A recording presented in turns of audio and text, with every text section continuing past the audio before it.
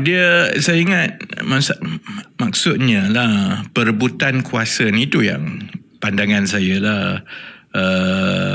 Perebutan kuasa ni tidak unik kepada BN saja, UMNO saja, PKR saja. Di mana ada kuasa, di situlah ada perebutan. Hatta dalam PAS sendirilah kan. Jadi perebutan kuasa dekat Perlis tu dia dah tak boleh contain.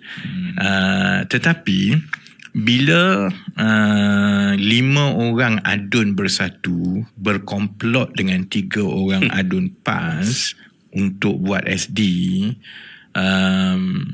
we will never 3 orang tu dah dipecat lah. Dia berhentikan keahlian, dia sebut yalah, dipecat lah.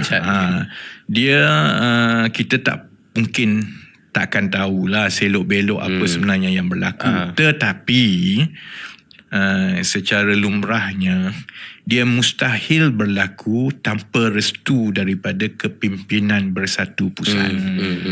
Maksudnya kalau kita jadi PAS, terutamanya Datuk Seri Hadi Awang lah kan, maksudnya ini open declaration of war daripada Bersatu.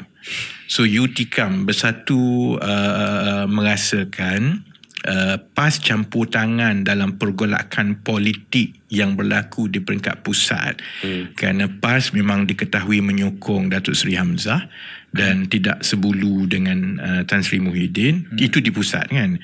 So timbal balasnya Bersatu di Perlis ambil jalan yang serupa, campur tangan dan memperbesarkan pergolakan dalaman PAS, kerana memang pimpinan PAS di Perlis tidak semua yang bersetuju dengan bekas Menteri Besar Cikgu Shukri lah.